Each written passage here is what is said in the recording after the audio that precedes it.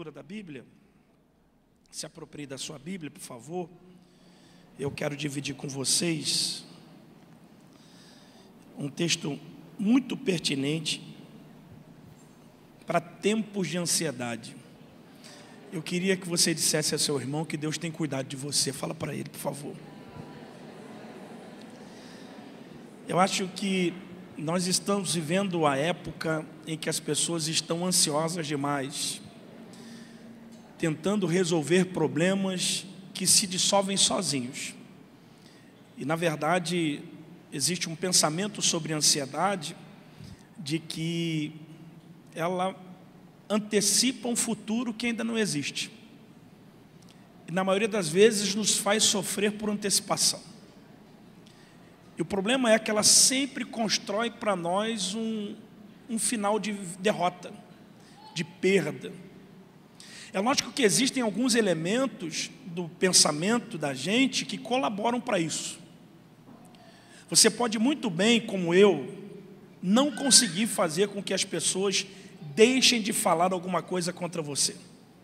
Mas você pode ter o poder de purificar o que se fala. Nós não podemos deixar com que nada tenha acesso a lugares escondidos do nosso coração que não seja vindo de Deus. Então existem pessoas que nós damos liberdade para que elas determinem coisas na vida da gente que elas não têm autoridade de determinar, porque nós abaixamos a nossa guarda e demos acesso a palavras que penetraram no nosso coração, que na verdade elas não deveriam estar lá. Jesus chega a dizer que cada dia basta o seu mal. Então tem um mal para cada dia. Eu não preciso sofrer antecipadamente mediante a um Deus que trabalha por aqueles que nele esperam. A fé não coaduna com o desespero. Não tem como você se relacionar com a fé e se relacionar com a desesperança. Ou você está desesperado ou você está acreditando naquilo que vai acontecer. E na maioria das vezes a fé tem um caminho diferente. A fé tem o caminho da improbabilidade, da dificuldade. A fé tem um caminho do impossível, porque se não for impossível, para Deus nem serve. Deus gosta de trabalhar nessas coisas que o homem não consegue, que a medicina não alcança, que as pessoas não têm poder de nos ajudar. Então talvez hoje Deus tenha lhe trago aqui, num dia típico da igreja, apesar de estarmos na semana profética, para falar com você e falar comigo também algumas coisas. Por isso o tema da minha mensagem é o ano do jubileu. Sua Bíblia, por favor, em Levítico capítulo 25, versículo de número 8 em diante.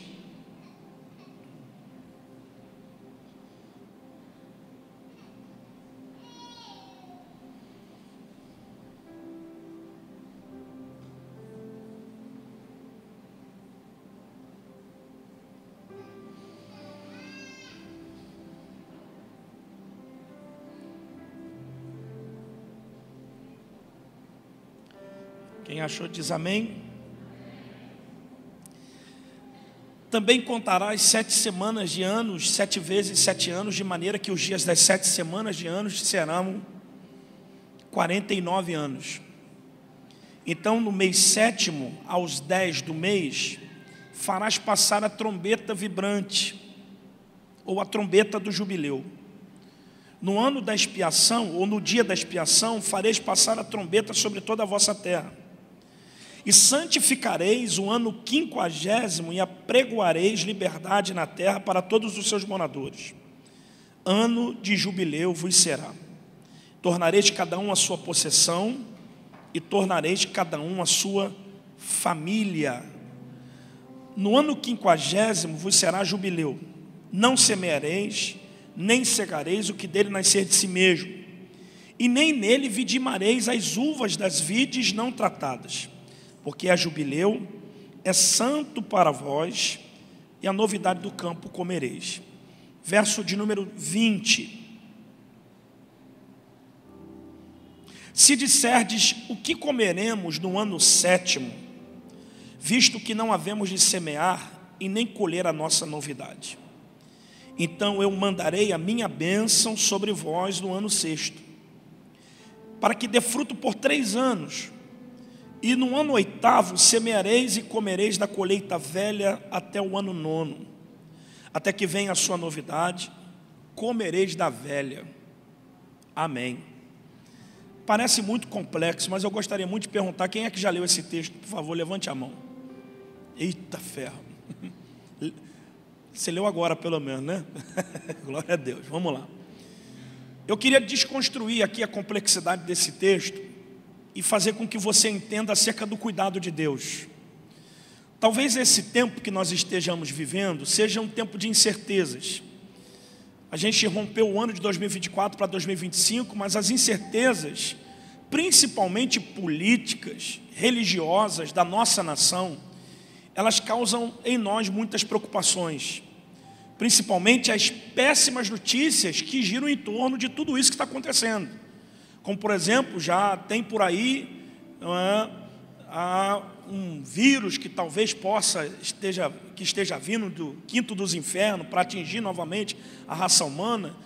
E, na verdade, tudo isso gera incerteza no coração das pessoas, gera um desejo da gente de entender o que Deus vai fazer e como Ele vai intervir e o que vai ser do nosso futuro. Eu queria dizer para você que Deus sempre permanece o mesmo. Na verdade, há poucos anos atrás, nós estávamos com a incerteza de sobreviveríamos ao Covid ou não. E Deus nos fez ficar vivos mediante aquela pandemia atroz que ceifou a vida de milhares e milhares de pessoas. E talvez você e eu estarmos vivos seja um grande milagre da parte de Deus para que o propósito que Ele tem com a nossa vida seja desenvolvido. Então a vontade de Deus prevaleceu, permitindo que nós estejamos vivos. E será que Deus vai nos deixar vivos sem se ocupar do cuidado?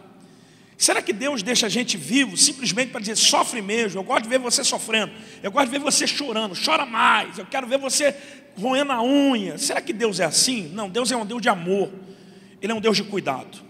Ele é um Deus tão zeloso e tão cuidadoso que até no deserto, que faz parte do contexto desse texto, o Senhor cuidou minuciosamente do seu povo. Se você ler o capítulo 8 do livro de Deuteronômio, as verdades que Moisés trata ali no capítulo 8 acerca do deserto, nos fazem entender que Deus estaria presente no meio do seu povo. E como é que se faria essa presença? Primeiro, a nuvem que era coluna de fogo e nuvem de glória durante o dia. Isso fazia com que o povo entendesse que Deus estava no meio deles, que Deus, através da nuvem, estava dando para eles uma direção, que poderia faltar muitas coisas no deserto, mas não faltaria direção, como para nós também não está faltando direção. Você pode estar enfrentando uma luta, você pode estar enfrentando uma adversidade, mas Deus tem te dado uma direção. Se Ele não te deu ainda, Ele vai te dar. Mas sem direção você não fica na vida. Uma outra coisa é que além dessa nuvem, Deus proveu para eles um maná, uma comida que eles deveriam acordar às 6 horas da manhã e não deveriam estocar, porque virava bicho. E isso tinha um sentido para dizer para eles que a provisão de Deus é ilimitada. Todas as vezes que nós clamamos e pedimos, Deus tem uma provisão para nós a cada manhã.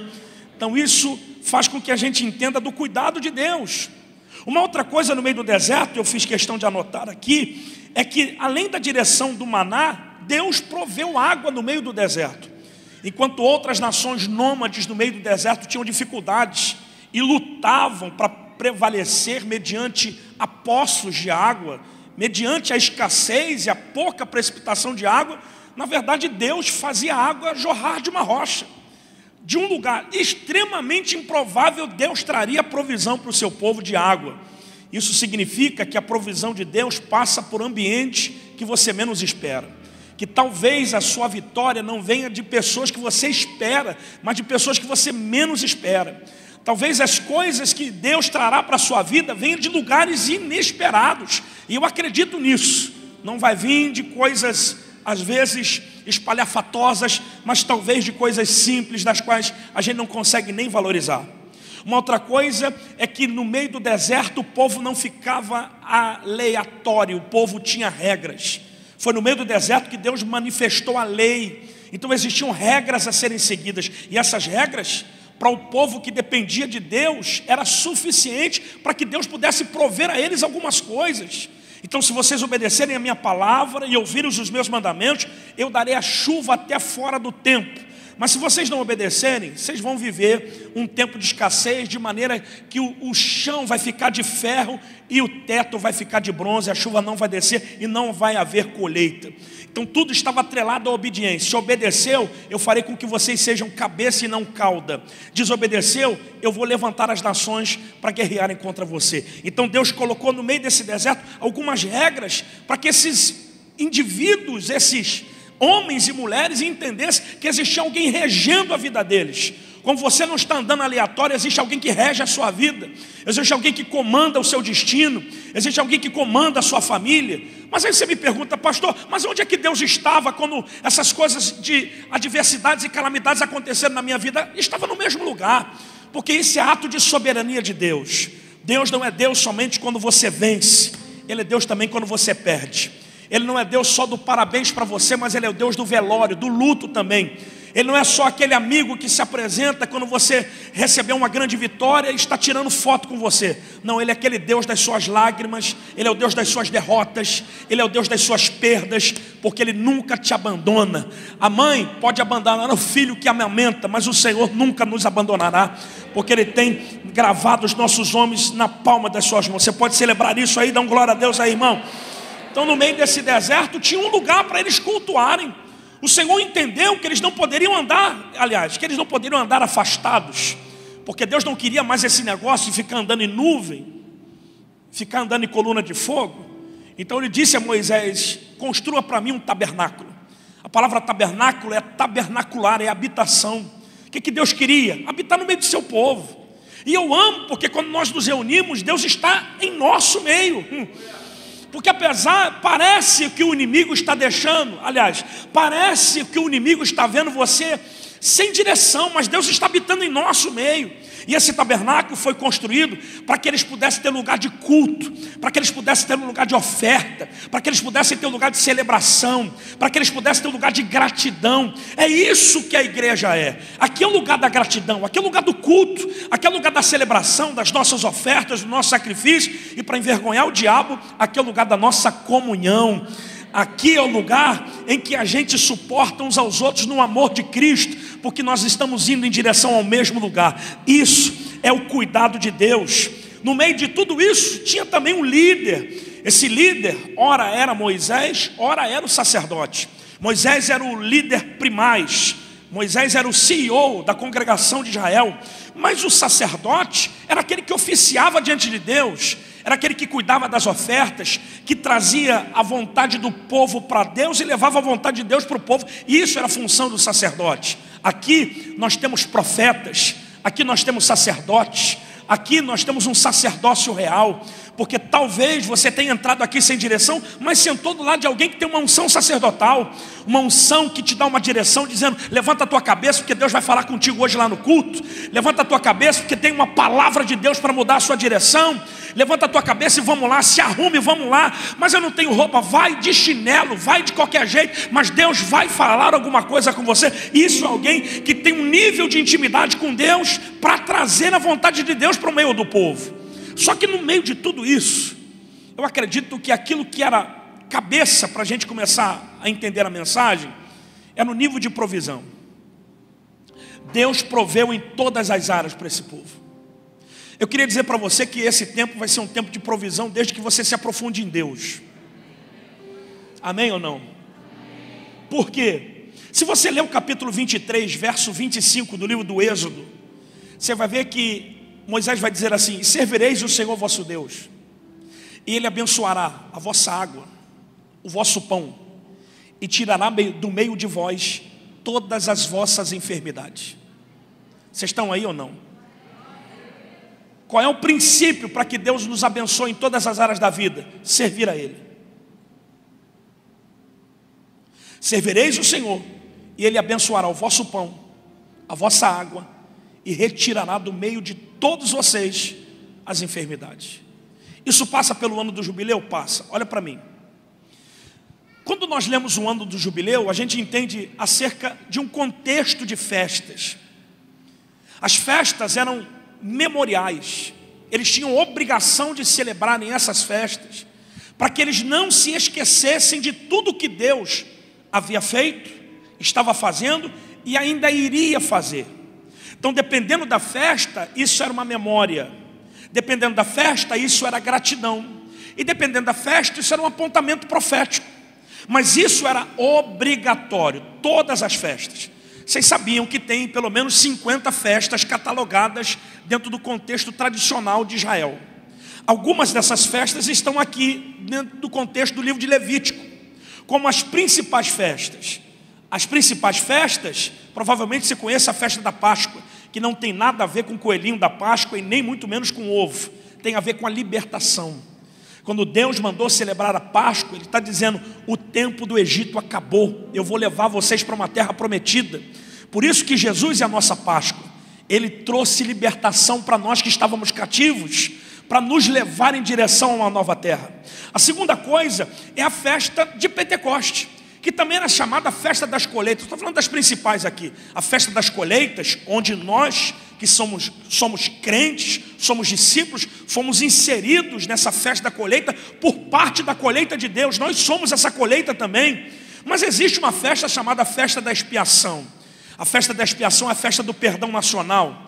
Você se lembra que a carta aos Hebreus, se você já leu, você vai ver que Jesus entrou no Santo dos Santos uma vez só, porque era essa festa que o sumo sacerdote, durante uma vez por ano, entrava no Santo dos Santos para fazer o perdão nacional da nação de Israel. Era nessa festa que ele aspergia o sangue sobre a tampa da arca para fazer com que Israel tivesse perdão. E uma outra festa também, que é subsequente a essa, é a festa das trombetas. Trombetas ou chofar, como você quiser, é a festa onde eles celebravam o tempo de um ajuntamento. A trombeta, quando tocava, dependendo do toque da trombeta, ajuntava, trazia gratidão e renovava a aliança. E eles tinham obrigação de celebrar isso, porque na verdade um dia essa trombeta vai tocar. E a Metodista Central vai ouvir o toque dessa trombeta. E nós vamos subir com o Senhor para os céus e teremos os nossos corpos transformados. Quem é que vai subir? Levante a sua mão para dar glória a Deus. Só que essa trombeta também anunciava o ano do jubileu. O ano do jubileu é um ano importantíssimo. Pergunte por quê? Porque é o ano da libertação e da restituição. Ninguém deu aleluia.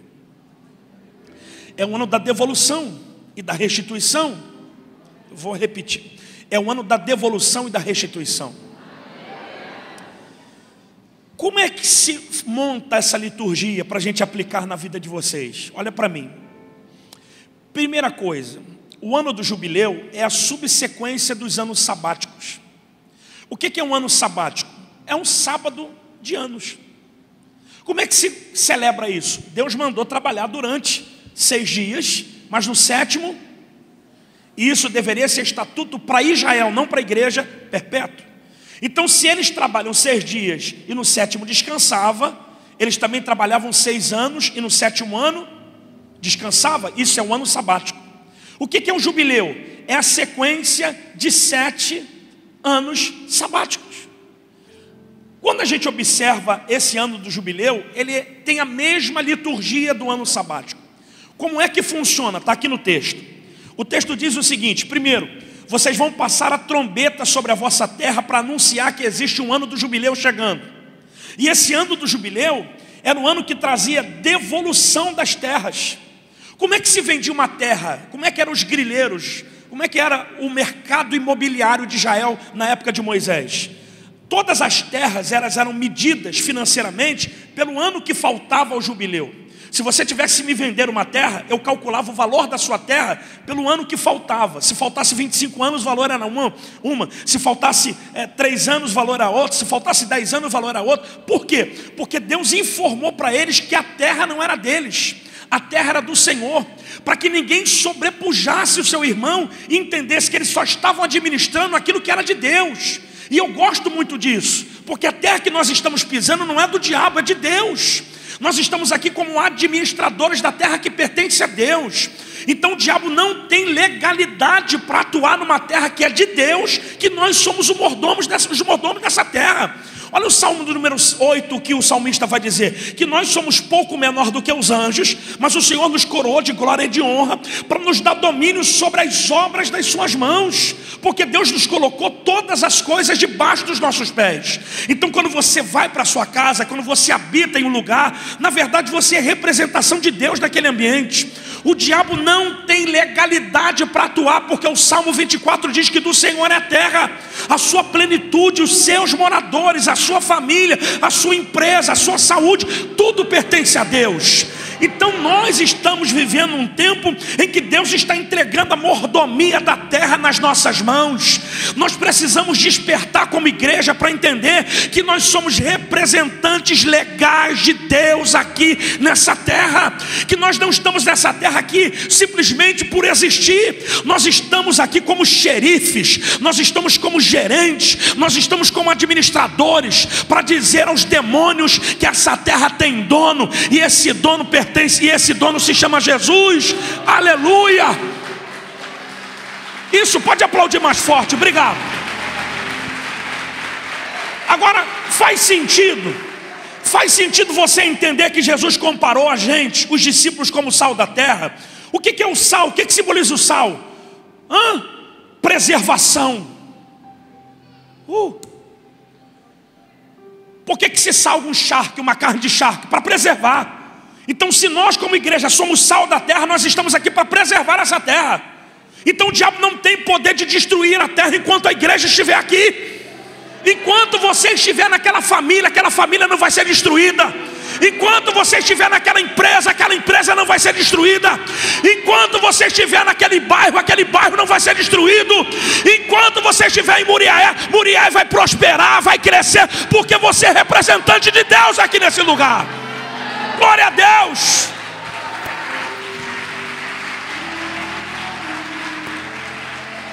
Bate na mão desse administrador que está do seu lado e diga assim: assuma a sua responsabilidade.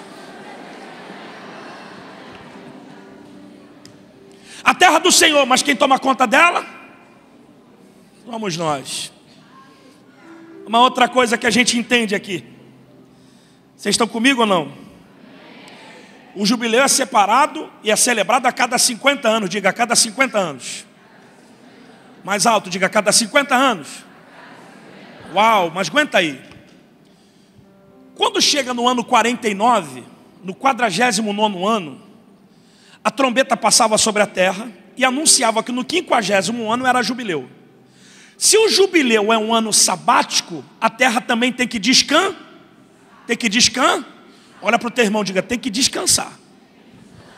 Descansar literalmente. Olha para mim, literalmente. Está no texto. Você não pode lançar semente na terra. Vocês estão aí ou não? Vocês estão aí ou não?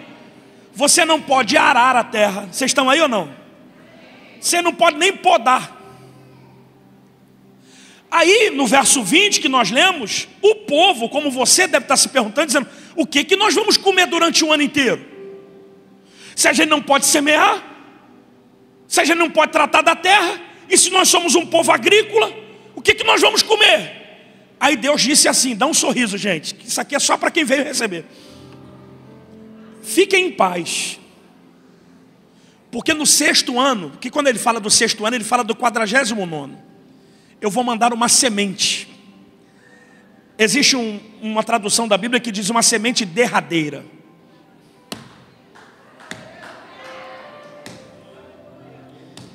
Que quando cair na terra, vocês vão ficar até o ano 9.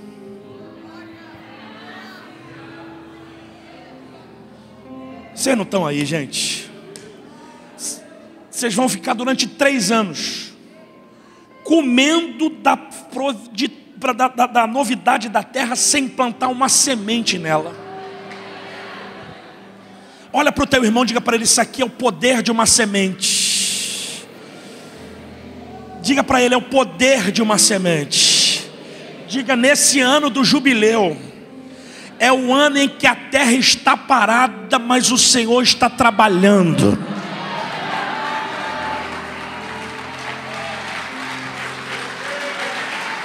Aí eu vou começar a profetizar para alguém aqui. Pode se preparar, porque a igreja não vive da inflação ou deflação. A igreja não vive da bolsa de valores e nem das commodities. A igreja vive da provisão do Senhor. Então vai vir um tempo em que tudo vai ficar mais caro, mas a igreja vai ter poder de compra. A terra vai ficar parada, mas o Senhor da terra vai entregar a terra na mão dos seus eleitos. Vocês não estão aí, gente? O Senhor está dizendo que nesse tempo de jubileu, a farmácia não vai ser visitada por você. Eu vou cuidar da tua saúde. Nesse tempo de jubileu, você não vai fazer financiamento. Eu vou te dar dinheiro para você comprar à vista. Nesse tempo de jubileu, os seus sonhos serão realizados. Porque quem está preso, vendido como escravo, está com decreto de liberdade. Oh glória! Ninguém ficará escravo nesse tempo.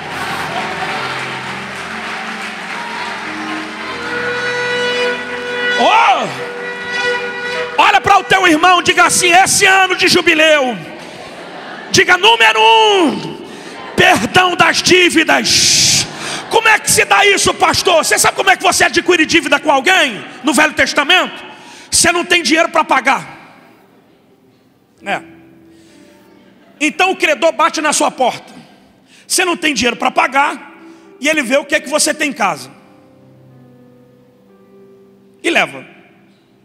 Se não tem nada em casa, leva os filhos. E os filhos servem de escravos até que a dívida seja paga. Se não tem filhos, o imóvel. Mas no ano do jubileu, tudo que se foi vendido para pagar dívida volta para a mão do devedor.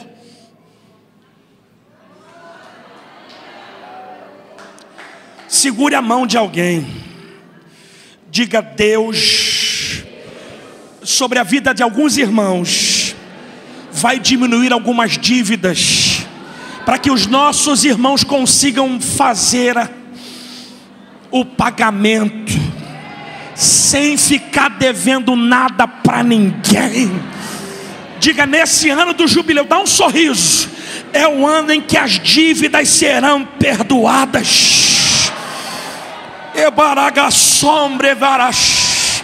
estou sentindo Jesus aqui.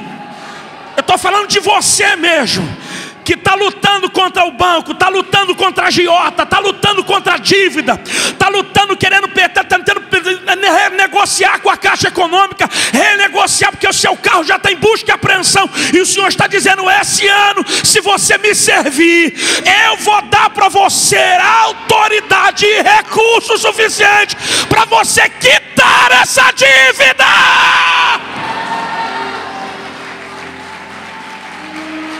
Bate na mão do teu irmão, diga perdão, diga mais alto.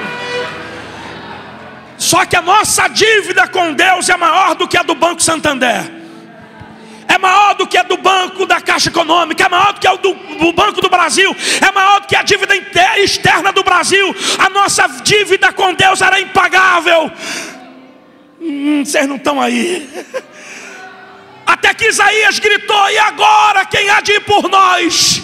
Jesus se habilita a fazer isso, porque ele pagou a dívida. E Paulo, escrevendo aos Colossenses, era para dar glória a Deus.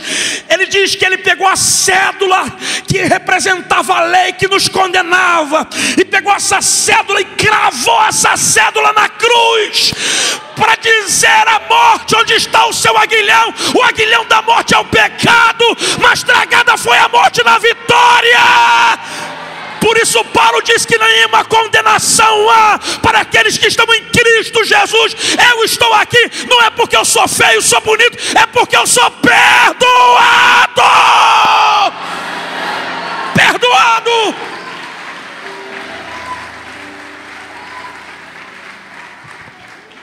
Essas palmas ficaram diferentes das outras. O perdão da dívida era feito através do sangue de um animal. Matava um animal e o animal pagava a dívida do culpado. Jesus derramou esse sangue por nós. Pergunte por quê? Porque Levítico 17:11 diz que a vida da carne está no sangue. Porque a Bíblia diz que sem derramamento de sangue não há remissão de pecados. Então a nossa dívida não foi paga com dólar, com euro. Foi paga com... Você é marcado com... Então como é que vão te cobrar se você é marcado com a marca do perdão?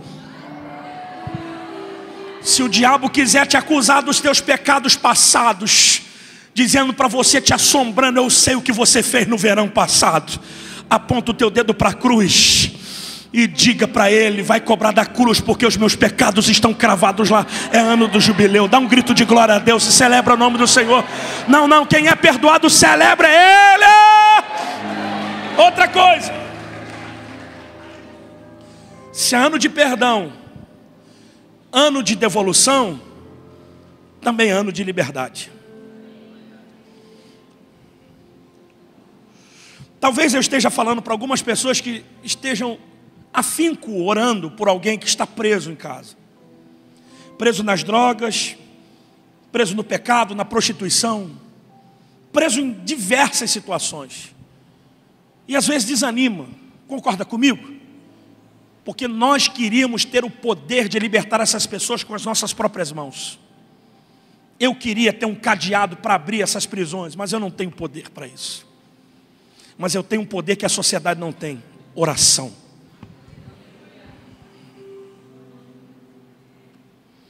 No ano do jubileu, que era antecipado pelo toque da trombeta, diga comigo. Você sabia que dependendo, existiam pelo menos 3 ou 4 toques. Paulo, por favor, quantos toques? 3 toques. É porque o Paulo é hebraísta, eu não sei nada de hebraico. Existe um toque que fazia com que eles entendessem que havia um tempo de ajuntamento. Esse toque de ajuntamento era quem pertencia à sua casa, que estava do lado de fora, tinha que voltar. E quem está dentro e não pertencia à sua família tinha que sair. Por quê? Porque o acampamento vai ser desmontado. A nuvem foi recolhida e vai dar para o povo uma nova direção. Então não pode haver estrangeiros. Entende isso? Que existe um nível de autoridade pairando sobre nós, para dizer que quem não pertence à tua família vai sair da tua casa. Eu vou falar para você que todo espírito de perturbação vai sair do teu quarto, da tua casa hoje. Vocês não estão aí, gente? Esse negócio de ficar vendo vulto de madrugada, esse negócio de ficar ouvindo vozes, esse papo de você ver alguém passar, alguém te chamar, isso vai sair da tua casa hoje. Por quê? Porque quem não pertence à tua família, quem não tem o teu DNA, vai embora. Esses espíritos desencarnados vão embora. Agora tem gente da tua casa que está do lado de fora que vão ser reintegrados novamente. Eu estou dizendo para você que vai ver um movimento de salvação, que se você não tiver a pressão regulada, você é capaz até de ter um problema no coração, porque não é você que salva, é Jesus através do Espírito Santo. Não, olha para o teu irmão, diga para ele assim: sabe por que a nossa igreja está crescendo? Fala para ele: porque a nossa família vai congregar aqui. Os nossos filhos, os nossos netos, o nosso cônjuge vai congregar aqui. Diga: nós precisamos ter espaço, porque metade dessa cidade vai congregar aqui.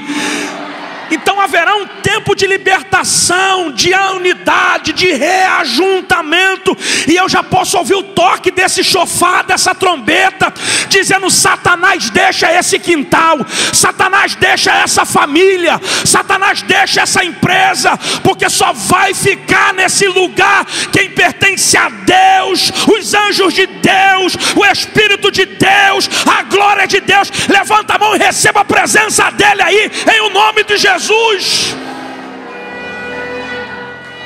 Tem até ilustração. Ajuntamento. Derramai a shuri que ne avacia baraja. Eu estou sentindo um tempo de provisão sobre as nossas vidas. Um tempo de provisão sobre a sua vida. Não, eu estou dizendo para você que você não precisa se preocupar com a terra parada. Deus está trabalhando. O céu nunca parou de funcionar. O céu não entra de férias. O céu não entra de férias, ele está trabalhando. E acredite, ainda que alguém no alto escalão da justiça queira recusar um pedido para poder trazer algo para você, Deus manda na justiça, Deus manda no Banco Central, Ele manda na presidência da República. Não tem nada que foge do alcance do poder e da autoridade de Deus. E o que é que eu posso fazer, pastor? Descansa, porque nesse ano do jubileu é o ano da festa, é o ano que você celebra, é o ano que você dança. Por quê? Porque você está dançando dizendo: eu estou descansando nele, eu sei que ele está fazendo, amanhã vai ter provisão, amanhã vai, oh glória! O que está faltando para a gente é deixar de se preocupar com aquilo que só Deus resolve e agradecer porque está dando certo. Segure a mão de alguém e diga: deixe de se preocupar com aquilo que só Deus resolve e comece a agradecer, porque já está dando certo. Diga: está dando certo. Você não está com a roupa que você queria, mas você não está andando pelado, está dando certo. Você não está comendo o que você queria, mas tem um cafezinho com leite, um pãozinho com manteiga, está dando certo. Você pode não estar trabalhando, mas pelo menos você tem algum dinheiro para pagar o aluguel. Não tem casa própria, mas o Senhor está ajudando você a pagar o aluguel, está dando certo. Você pode não ter plano de saúde, mas o Senhor é teu remédio, Ele é a tua cura, Ele é o teu ajudador. Está dando certo, está dando certo, glória, está dando certo. Está dando certo. Está dando certo. E eu encerro a minha fala para a gente orar.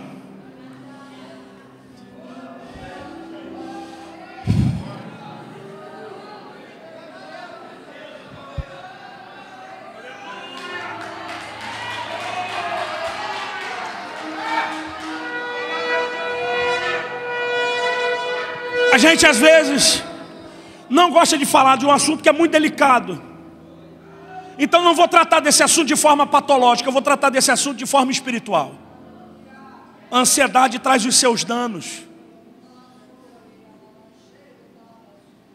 E eu falo isso aqui com propriedade de alguém que já viveu ansioso. Eu já perdi o meu filho. Então não flertei só com ansiedade, com depressão também. E até dei uma piscadinha para o suicídio.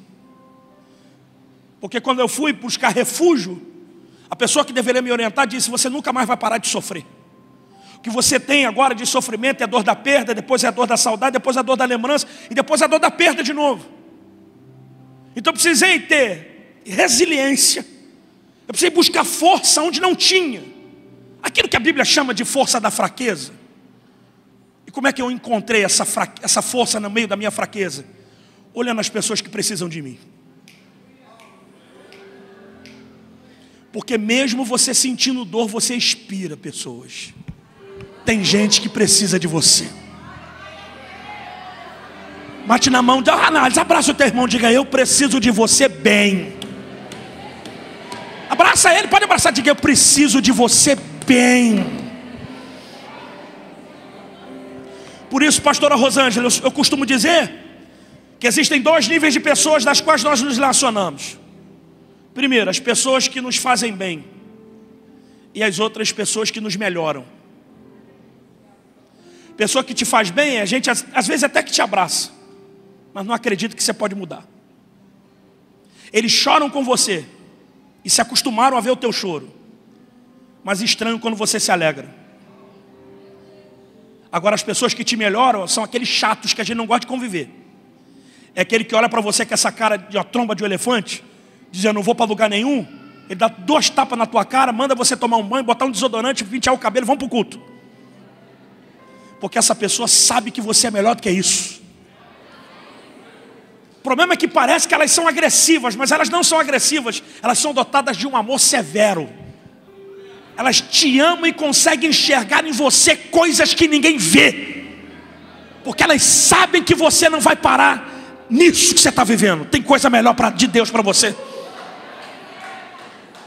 Vocês estão aí não, né, gente? Vocês sumiram do culto. Eu não estou sozinho aqui não, estou.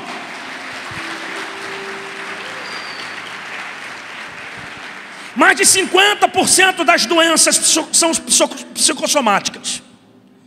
As pessoas às vezes ficam buscando paz, uma paz química. E nós vivemos hoje o império dos calmantes.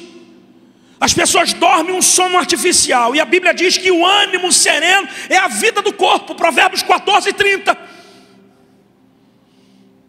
O problema é que isso também reflete em reações espirituais. A ansiedade nos afasta de Deus intensamente. Porque onde começa a ansiedade, talvez termine a fé.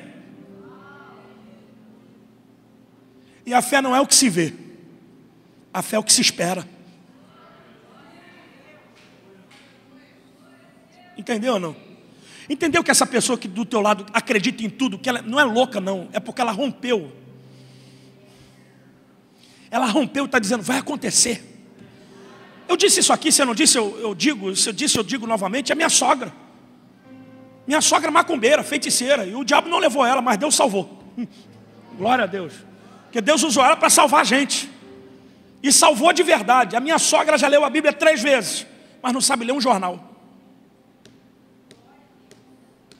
Não se espanta não, gente, isso é fé. Aí fica dizendo, pastor, porque o meu crush me deixou. Não, pastor, é porque o meu salário mínimo, que aumentou R$200, faz o L. Calma, é no amor hoje. Não foi nem 200, foi quanto que aumentou? Nem sei quanto foi. Quanto? 150? É. Mas a ansiedade é o útero onde é gestada a incredulidade, segundo Hernandes Dias Lopes. Você gera incredulidade no útero da ansiedade. Está gerando aqui. E como é que se gera isso? Ih, não deu certo hoje, amanhã não vai dar. Ih, fracassei hoje, amanhã fracasso também. Ih, não tem semente no celeiro, como é que eu vou comer amanhã? Do mesmo jeito que você comeu hoje. Eu vou falar uma coisa louca aqui. Você sabia que tem gente que vive nesse nível? Você abriu o armário do cara, você não vê um grão de arroz, mas ele come bem todo dia. Não tem compra estocada do mês, mas não passa fome. O que é isso? Cuidado. Se existe cuidado, o que falta para a gente não é provisão, é gratidão. Por isso que nesse ano, celebra.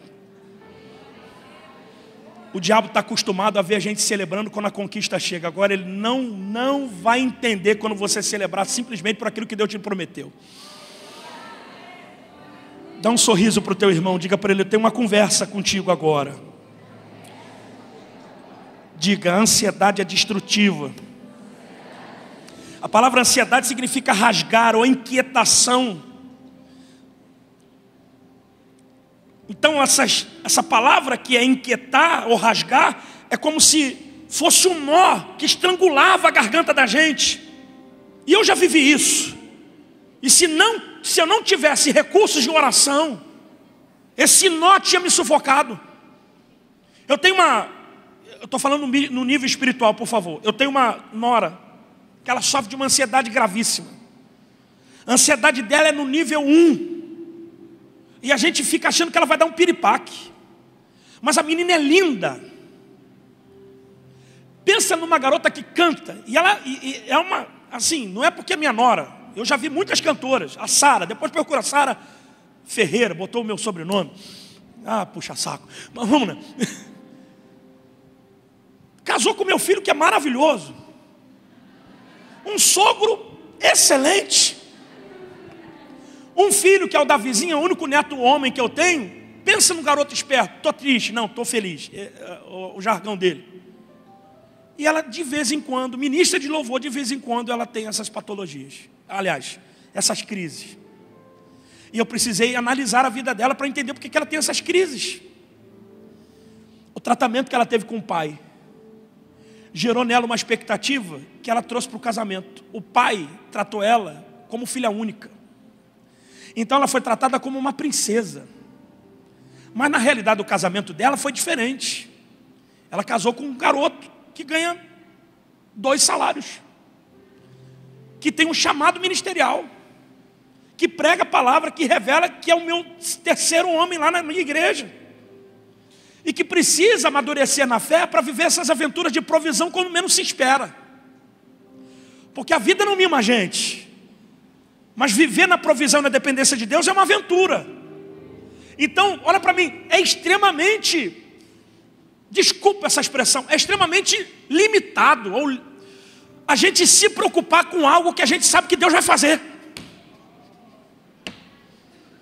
Porque não deu certo agora, pode acreditar que vai dar certo. Talvez seja uma questão de maturidade, uma questão de tempo, mas vai dar certo. Josué vai dizer que todas as palavras que Deus falou a respeito de Israel se cumpriram, nenhuma delas falharam. Então, se você está debaixo de uma promessa, você serve a Deus, acredite, vai dar certo. É mais possível você pensar errado do que Deus não fazer a coisa dar certo. Vocês não estão aí, gente. Olha Jesus. Jesus diz, olha, para que vocês estão andando ansiosos? Olha para o céu. Os pássaros.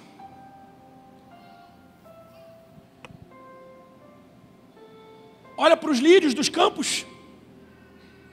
O pai cuida dos pássaros e dos lírios. Não vai cuidar de você que é filho?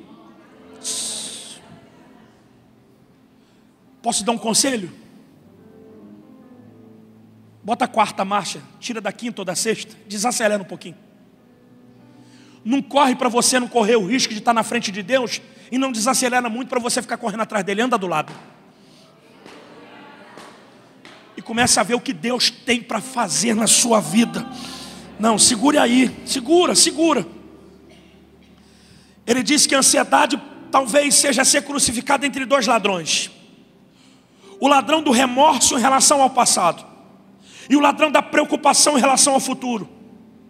Quando Paulo escreve aos Filipenses, ele destrói esse conceito dizendo, esquecendo-me das coisas que para trás ficam, eu prossigo para aquelas que estão adiante de mim. E ele chega a dizer, não andeis ansiosos por coisa alguma, mas as vossas petições sejam direcionadas diante do Pai. Então, olha para mim, ao invés de centrar a tua oração naquilo que você não pode resolver, foca na mão daquele que resolve. Segure a mão do teu irmão agora, dá um sorriso para ele, diga assim, a ansiedade é enganadora. Mais alto, diga, ela te engana, ela me engana, ela engana todo mundo, porque ela tem poder de criar um problema que não existe. Dá um sorriso aí, isso aí não é problema não, isso é promoção, tá bom? Porque se José, olha para mim, se José sofresse de ansiedade, ele nunca chegaria a ser governador. Se os 3 meninos da fornalha sofressem de ansiedade, eles nunca suportariam o calor do fogo. Se Jesus sofresse de ansiedade, você nunca ouviria ele indo ser crucificado. Porque na sexta-feira ele foi açoitado e crucificado. No sábado ninguém sabia onde ele estava. Mas no domingo os anjos disseram, porque procura dentre os mortos aquele que já ressuscitou. Diga para o teu irmão, diga, eu tenho uma notícia boa para te dizer. Vira essa página, porque depois da perda, depois da luta, ainda existe uma história que você vai escrever. Diga, tem uma provisão de Deus. Parece que está tudo parado, mas Deus está trabalhando em favor dos seus filhos. Parece que está tudo parado, parece que isso não vai dar em nada, mas a minha palavra é que até o mês de março as engrenagens da sua vida voltem a funcionar. A minha palavra é que você vai se assustar com o que Deus vai fazer. Ele não vai atuar somente, ele vai derramar sobre a sua vida uma bênção recalcada, sacudida e transbordante. Você vai ter que chamar alguém para te ajudar a carregar os tesouros escondidos e as heranças encobertas, porque o peixe que está vindo na tua rede vai alimentar você, sua família e até quem não acredita em você. Há um tempo de provisão, há um tempo de milagre, há um tempo de portas abertas, há um tempo de jubileu.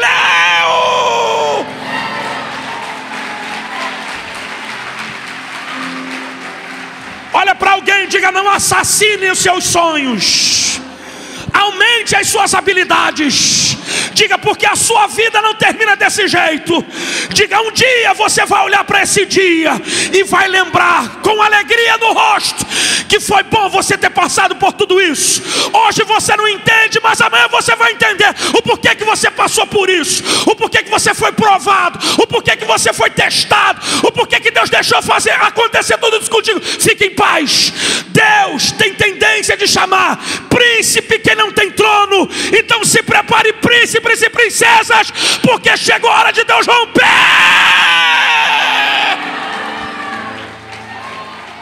Não abandone a sua fé. Eu vou orar por você. Jesus está aqui. Oh, glória.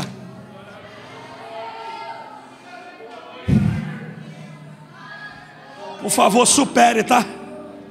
Faça um favor para você. Não olhe o fracasso como derrota. Olhe o seu fracasso como um agente de pedagogia. Deus está ensinando você nas suas derrotas.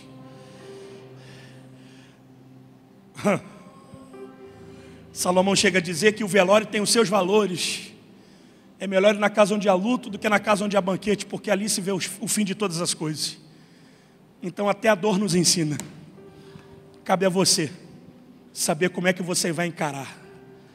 Vazio, você perde. Na fé, você triunfa. Se encha de Deus nessa noite. Faltam quantos dias para terminar a semana profética? É a semana inteira, semana toda. Gente, você tem uma semana e o ponteiro está contando para você se encher de Deus. Vai ter gente orando por batismo, por milagre. Então, por favor, aproveita esse tempo precioso. Não deixe isso passar. Não deixa o serão te deixar na empresa. Deixa o serão para outro mês. Esse é o mês que você tem um propósito. Esse é o mês que você vai buscar. Esse é o mês que você vai ter resposta do Senhor. Não permita que nessa tua trajetória, olha para mim, nesse teu propósito, muitas coisas vão tentar te distrair. Não permita que a distração arranque de você o seu foco. Jubileu é o ano da nossa restituição. Fica de pé e aplauda o Senhor.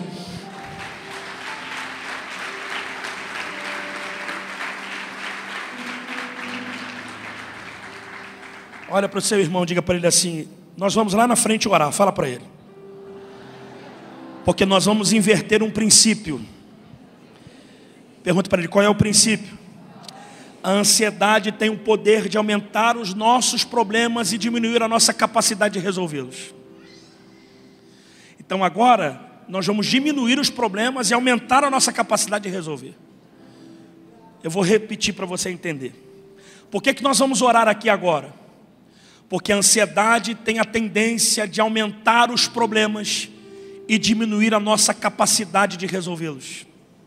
Você se sente um zero à esquerda, um inútil.